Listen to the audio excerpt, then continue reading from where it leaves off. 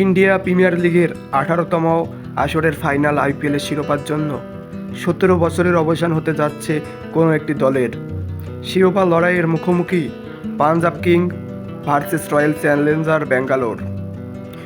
যার হাতে উঠুক এবার শিরোপা, আইপিএল পেতে চলেছে এবার নতুন একটি দল যারা তাদেরকে ক্লাব ক্যারিয়ারের জেতেনি এই আইপিএল ট্রফিটা।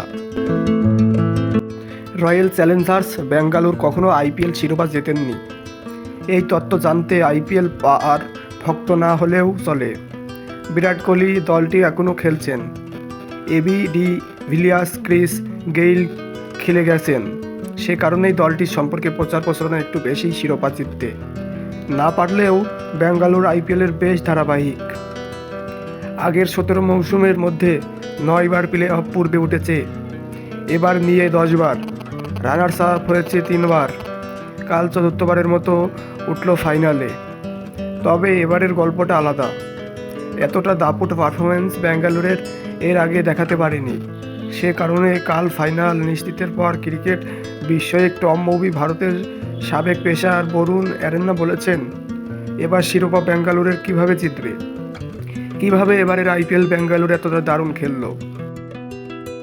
ব্যাঙ্গালোর বলতেই কোহলি, গেইল, ডি ভিলিয়ার্স নাম ভেসে ওঠে। দলটি এতদিন যা করেছে তা মূলত কয়েকজন ক্রিকেটারের পারফরমেন্স ভিত্তি করে। এবার আর একই গল্প নয়। ফাইনালে ওঠার পথে দলটি হয়ে ম্যাচ সেরা পুরস্কার জিতেছেন 8 জন ক্রিকেটার। কখনো জিতেছে শর্মা বা সুয়েশ শর্মা, কখনো ফিল সল্ট কিংবা টিম ডেভিড, কেউ না কেউ পারফরমেন্স করেছেনই। ব্যাঙ্গালোর এবার যার কাজটা করেছেন, জশ হ্যাজলউডের নেতৃত্বে বোলিং বিভাগ দারুণ করেছেন, ব্যাটিং ফিল সল্টরা নিজেদের কাজটা করেছেন।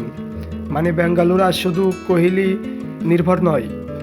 এই রূপান্তর এর মধ্যে কোহলি কিছু পাল্টানেনি। এবার 14 ম্যাচ রান করেছেন 614, গড় 55.81, সেটাও 146.53 স্ট্রাইক রেটে। 14টি ম্যাচের মধ্যে 50 করেছেন 8টিতে।